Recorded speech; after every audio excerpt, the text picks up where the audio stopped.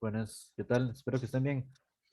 En este video les voy a explicar cómo trabajar lo que son diagramas de flujo. Tal vez algunos ya los han escuchado, ya lo conocen, pero acá básicamente les voy a explicar brevemente cómo hacer un diagrama de flujo. Primero les voy a recomendar una herramienta. Existen varias, pero yo les voy a recomendar una que se llama Draw.io. Vamos a escribirlo bien. Simplemente, bueno, acá en Google, cuando lo buscamos, nos debe cargar, ¿verdad? La búsqueda, esta herramienta que se llama apps.diagrams.net de justamente draw.io. Cuando le damos acá, él nos permite generar un diagrama de diferentes tipos, no solo para diagramas de flujo, sino diferentes categorías. Aquí se puede conectar con Google Drive o con otras herramientas de la nube, por ejemplo. Yo voy a utilizar esta, voy a crear un diagrama nuevo. Aquí hay varios templates. Vamos a utilizar el de Flowchart, que básicamente cuando lo cargamos nos abre esto. Aquí nos pregunta si quiero elegir algún directorio específico donde guardar el archivo. Ustedes podrían perfectamente trabajar esto de forma colaborativa, ¿verdad? Compartirlo con compañeros o demás. Recordemos que la idea del diagrama de flujo, posiblemente lo comenté en alguno de los reuniones de proyecto o demás, es justamente para explicar el código mediante un diagrama que facilita la comprensión y la lectura más fácilmente, valga la redundancia, de, bueno, si pasa esto, entonces tiene que ejecutarse esta acción o tomar esta decisión, tener esta entrada, etcétera. Por ejemplo, este es el template que nos carga, ¿verdad? Acá si hacemos, hacemos zoom por acá, podemos ver, por ejemplo, si la lámpara no está trabajando, entonces revisar, tomar una decisión o hacer una pregunta. ¿La lámpara está conectada? No, entonces bueno, conecte la lámpara. Si sí está conectada, entonces bajamos y revisar si el bombillo está quemado. Si está quemado, entonces hay que reemplazarlo y si no, hay que reparar la lámpara porque no está funcionando, ¿verdad? Entonces, este es un diagrama de flujo más como de un procedimiento de revisión, ¿verdad? De una lámpara. Es bastante sencillo, pero aquí podemos ver cómo se construye. Un diagrama de flujo, de hecho, tiene bloques específicos que son ya como un estándar, por decirlo así, que ahorita vamos a revisar con otro ejemplo que les tengo preparado que vamos a montar, pero viendo este el template, básicamente aquí tenemos la entrada, las flechas nos guían el flujo, ¿verdad? La lógica que hay que seguir. Los rombos siempre nos representan una toma de decisiones, básicamente es una pregunta, y tenemos dos respuestas. Podría tener tres respuestas y hacer otro camino por acá, de hecho. Lo común es tener solo dos, sí o no. Entonces, tratar de que las preguntas sean de sí o no. Y dependiendo de eso, se va bifurcando, ¿verdad? Del flujo. Y al final tenemos una acción, ¿verdad? Como tal que se ejecuta. Vamos a ver el ejemplo que les tengo por acá. Entonces, para este ejemplo, lo que tengo es un pseudocódigo sencillo realmente de un alimentador de mascotas. Este no es ningún proyecto en específico, simplemente es para ejemplificar cómo se monta un diagrama de flujo. Supongamos que el dispositivo está energizado, entonces vamos a suponer que ya tiene, ¿verdad?, corriente, ya sea por una batería, es portátil, ¿verdad? O, o que está conectado al tomacorriente de la pared, por ejemplo. Eh, Ahora bien, el funcionamiento que seguiría el diagrama de flujo es, bueno, se espera a que sea la hora programada para dispensar la comida o cuando es la hora de la comida y seguido, perdón, cuando es la hora de la comida se activa, ese es el segundo paso. Se activa un servomotor, un motor, etcétera. Luego esperamos 2 segundos para que caiga el alimento. Esto, ¿verdad? Es meramente el ejemplo. Podría ser más tiempo o demás, o podemos esperar algún sensor, etcétera. Luego se devuelve el servo a la posición original. El paso 4 sería devolver el servo a la posición original. Entonces, imaginemos que el servo está conectado como a una paleta o algo así, ¿verdad? Entonces, activamos el servo, cae el alimento y durante estos 2 segundos y después el servo tiene que volver a la posición original, pues para que deje caer comida, ¿verdad? Y no le sirvamos más a la mascota. El paso 5, que es igual de importante, es en este caso esperar a que sea la próxima hora de comida. Supongamos que el alimento se le sirve 2 veces, 3 veces a la mascota, ¿verdad? Entonces ya se programaron las horas. Entonces simplemente es esperar a que sea la siguiente hora de comida para volver al ciclo y a repetir los pasos, ¿verdad? Del 1 al 4 básicamente y así sucesivamente. Entonces es un pseudocódigo, realmente un programa sencillo. Ahora, para hacer el diagrama de flujo, entonces lo que haríamos es lo siguiente.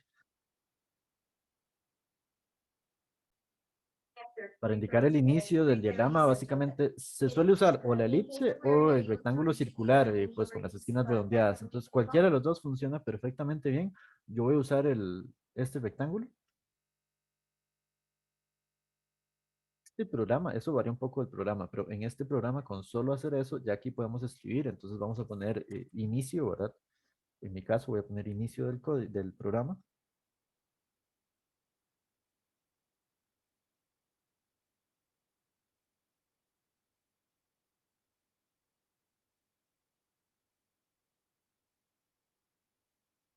Luego tenemos que esperar, el paso uno, ¿verdad? Es esperar a que la hora programada sea la correcta. Eso es básicamente una pregunta. ¿Es la hora? Sí o no, básicamente. Entonces vamos a tomar el rombo, que es para decisiones.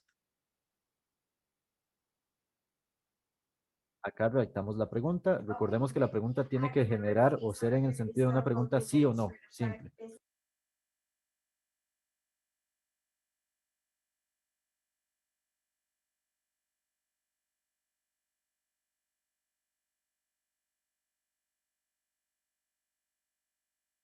Acá, en este programa como tal, yo simplemente elijo cualquiera de los puntos donde quiero ejecutar la conexión y jalo y se genera ya la flecha. Esta flecha conecta los puntos, valga la redundancia, de conexión de los elementos. Como ven acá, tenemos varios que podríamos generar salidas a partir del rombo. Y esta flecha tiene un solo sentido porque no es un flujo bidireccional. Yo solo voy del inicio hacia la pregunta, no al revés. La hora programada es una respuesta del sí o no. El sí siempre sigue hacia abajo y los casos de no son a los lados, a cualquiera de los dos lados realmente, no importa si es izquierda o derecha, pero sí es hacia los lados.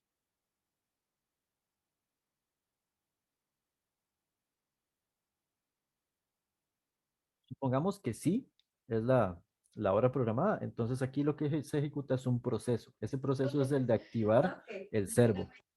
El proceso es con un rectángulo sin las esquinas redondeadas, el rectángulo tradicional. Entonces aquí el proceso va a ser activar servomotor.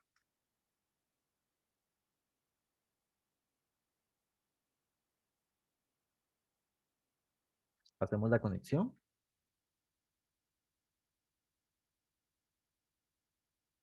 Acá es importante poner un comentario al lado de esta flecha para saber que ese es el camino de la respuesta que sí.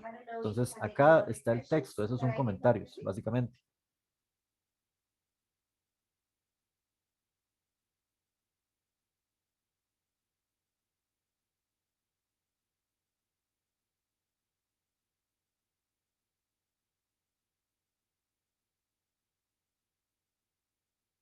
Ahorita hago el caso del no.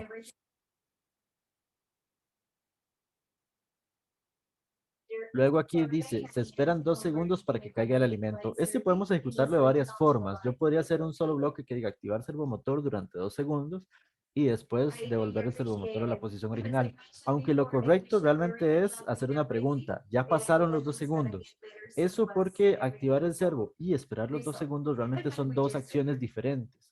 Entonces, si las pongo en un solo bloque, estoy haciendo un bloque con muchas acciones y estoy como incumpliendo el diagrama de que sea lo más simplificado posible. Entonces, la idea es que sea lo más simple posible, de que cada bloque represente una acción nada más, ya sea una pregunta o una acción o un esperar, etcétera. Solo una cosa, básicamente. Entonces, aquí vamos a hacer otra pregunta de rombo, ¿verdad?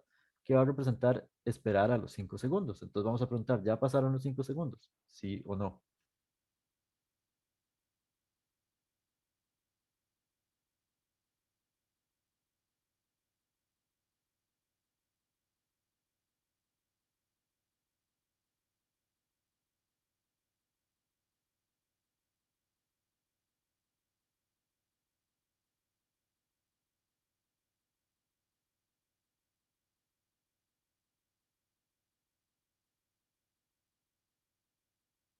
Otra vez, la respuesta que sí es hacia abajo. Y si revisamos el pseudocódigo, cuando ya pasaron los 5 segundos, el servo vuelve a la posición original. Entonces, eso es otra acción. Es decir, es otro proceso en un rectángulo sencillo.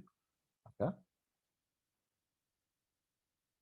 Vamos a llamarle devolver el servo a la posición original.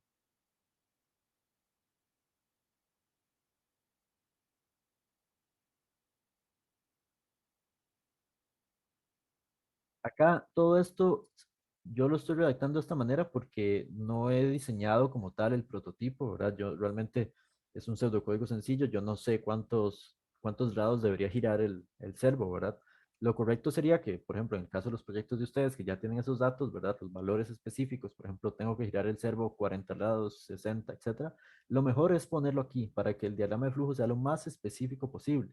Entonces aquí sería lo correcto poner activar servomotor 60 grados en sentido horario o en sentido antihorario, por ejemplo. Y acá lo contrario, ¿verdad? Para que vuelva a la posición original. Entonces, devolver el servo a la posición original, en realidad lo redactaría suponiendo que fueran 60 grados, entonces le diría girar el servo 60 grados en sentido antihorario, por ejemplo. Y ya eso es lo más específico posible. También sirve cuando estamos haciendo preguntas, digamos, aquí vean que puse 5 segundos, en realidad tenían que ser 2, eso lo redacté mal, vamos a ver. Tienen que ser 2 porque hay que tratar de ser lo más específicos posible. No es esperar el tiempo indicado, no. Pasaron tantos segundos, hay que ser lo más específico posible porque la idea es explicar el código lo mejor, sin tener que poner las líneas de código. Ven que esa es la idea del diagrama de flujo, ¿verdad? Representar justamente el orden del procedimiento o el funcionamiento de nuestro código, sin tener que explicar las líneas de código y sin tener que poner como tal las líneas de código, sino que algo un poco más sencillo de visualizar y de entender, digamos. Entonces aquí hago la conexión. Otra vez, este es el caso que sí, yo puedo tomar este, copiarlo y pegarlo para tener por acá la respuesta. Y después dice esperar a que sea la próxima hora de comida.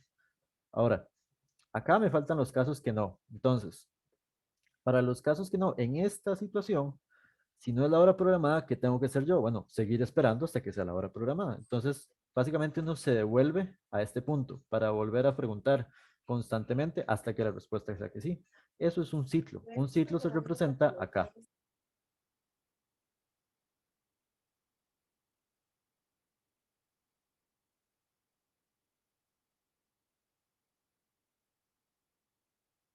Ahora, en este software específico, recordando por acá, hay que hacer un punto de unión para poder hacer lo que quiero mencionar por acá. Ese punto de unión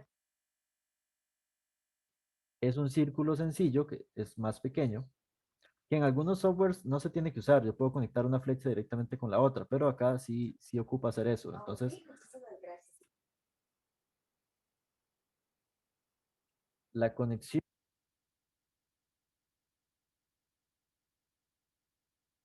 la conexión realmente se vería así. Yo conecto de acá, vamos a ver, de acá al círculo y de aquí hacia acá, ¿verdad? Para seguir este camino. Y después de acá al círculo.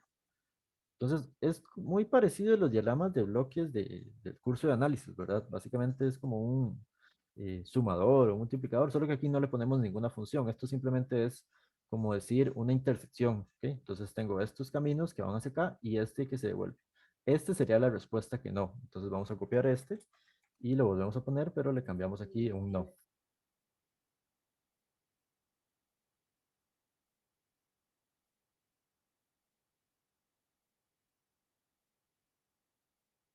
Y exactamente lo mismo vamos a hacer acá, porque si no pasaron los 2 segundos, pues tengo que seguir esperando hasta que ya hayan pasado los 2 segundos.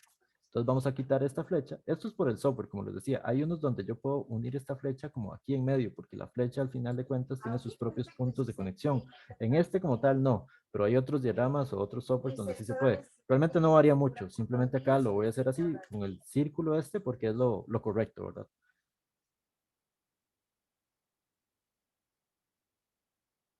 El círculo tiene que ser pequeño porque solo representa un punto de conexión, básicamente. De hecho, puedo hacerlo todavía un poco más pequeño. Solo que no lo hago demasiado pequeño porque si no es más difícil conectar las cosas, digamos.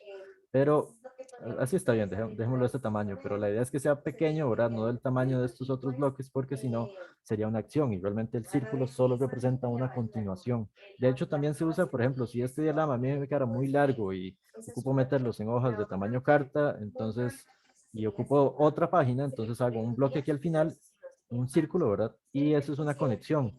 Y en la otra página empezaría con otro círculo y básicamente es como una continuación del diagrama, simplemente. Eso es lo que representa. Pero acá vamos a hacerlo como intersección.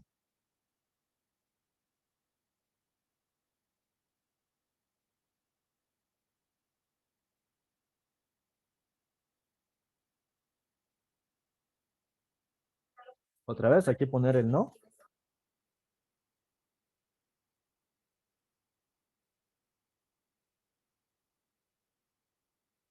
y después de volver el servo a la posición original, tengo que volver a esperar a que sea la hora indicada. Entonces, básicamente se repite un ciclo grande, ¿verdad? De todo el procedimiento. Entonces, tengo que volver hasta acá. Entonces, tengo que traerme una flecha desde aquí abajo hasta acá arriba en este primer punto de conexión.